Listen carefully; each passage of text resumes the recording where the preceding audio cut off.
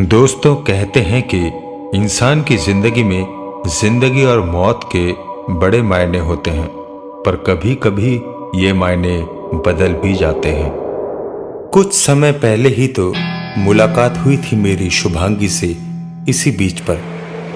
एक रात मैं यहीं जुहू बीच पर बैठा हुआ था जब मैंने उसे देखा था। रात के लगभग 12:30 बजे थे। वो बीच पर रनिंग कर रही थी। मैं उससे नजरें नहीं हटा पा रहा था। वो मेरे पास से गुजर गई।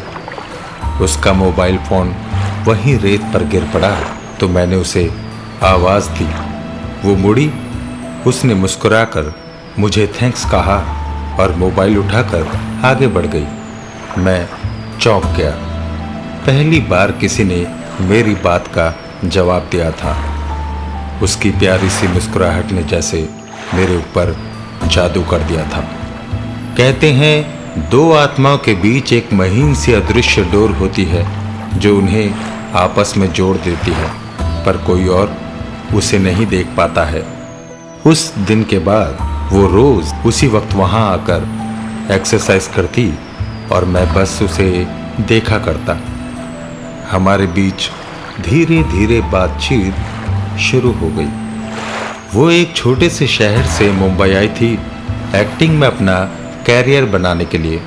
दिन में वो प्रोडक्शन ऑफिसेस के चक्कर काटती और ऑडिशंस दिया करती, जिसके बारे में वो बड़े चाव से मुझे बताती और मैं भी बिना पलक झपकाए उसकी बातें बड़े ध्यान से सुनता। रात को वो एक कॉल सेंटर में जॉब करती थी ताकि अपना खर्चा उठा सके।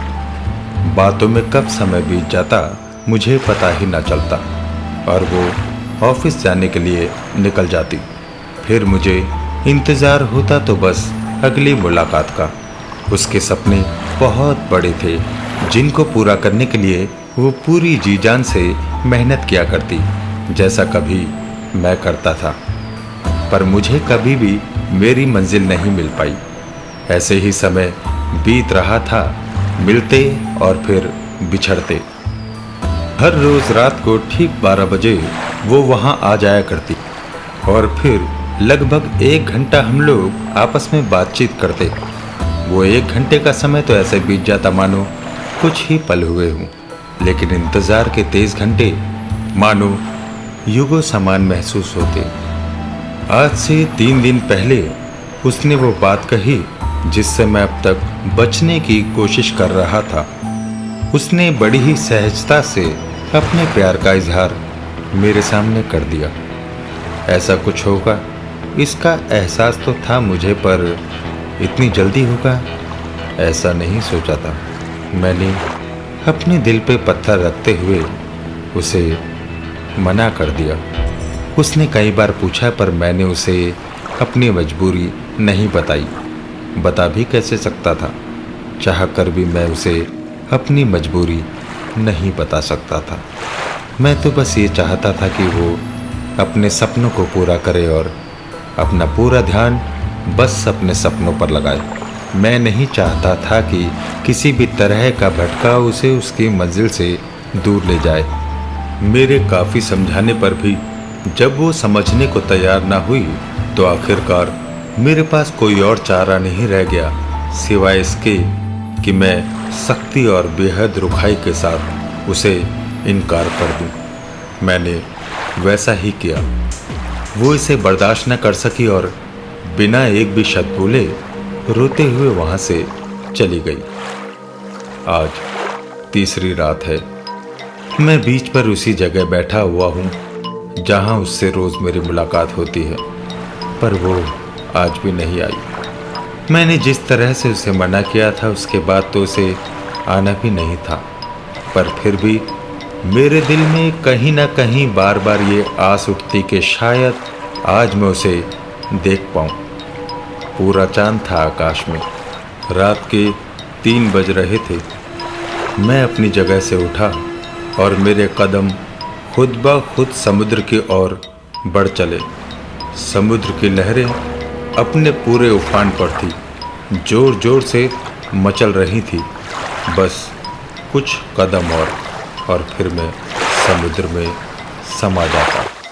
पर इससे पहले ही मेरे कानों में एक जानी पहचानी आवाज़ पड़ी। ये आवाज़ उसी की थी, शुभांगी की।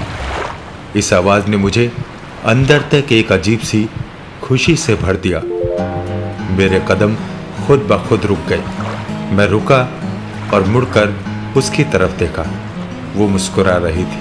क्यों, मेरी याद में डूबने जा रहे थे? वो बोली और हंसने लगी। मैं भी एक फीकी सी मुस्कान चेहरे पर लाकर बोला, अरे ऐसी कोई बात नहीं है, मैं तो बस ऐसे ही। फिर हम दोनों रेत पर बैठ गए और बातें करने लगे। मैंने अपने बर्ताव के लिए उससे माफ़ी मांगी तो मुस्कुराकर फिर से बोली, अब तो बता दो, आखिर क्या मजबूरी थी? हाँ, वो हंसते हुए मुझसे बोली। तो मैंने उससे कहा कि मजबूरी ऐसी है जो मैं चाह कर भी उसे नहीं बता सकता। उसने मेरी आंखों में झांकते हुए गंभीरता से कहा, मैं जानती हूँ तुम्हारी मजबूरी। मैंने चौंक कर उसकी ओर देखा। मेरे मुंह से कुछ भी ना निकला। वो गंभीर थी और एकटक मेरी ओर ही देख रही थी। तभी मैंने देखा कि उसकी गर्दन पर कुछ निशान थे। अरे ये क्या हुआ?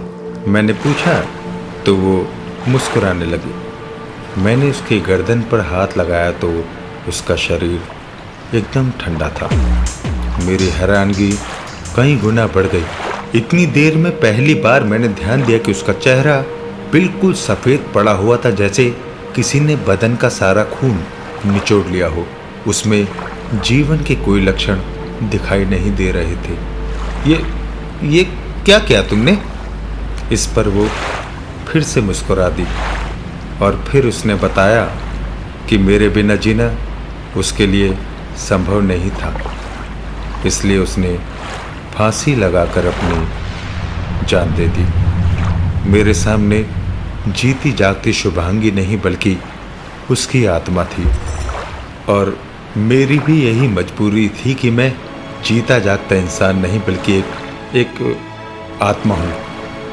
आज से कई साल पहले इसी समुद्र में डूबकर मेरी मौत हुई थी।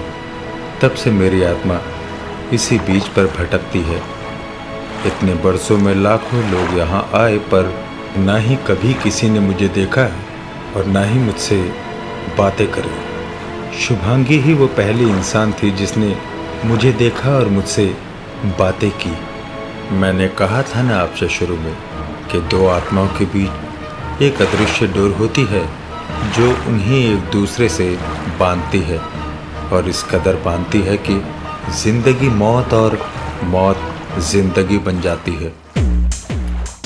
उसी डोर ने मुझे और शुभांगी को एक दूसरे से इस कदर बांधा था कि अब हम एक दूसरे के साथ थे हमेशा के लिए। दुख मुझे इस बात का था कि शुभांगी ने अपना जीवन खोया था, पर शुभांगी तो इस बात से खुश थी कि वो अब मेरे साथ थी अनंत समय के लिए। कम से कम तब तक के लिए तो साथ थे ही हम, जब तक हमारी मुक्ति नहीं हो जाती।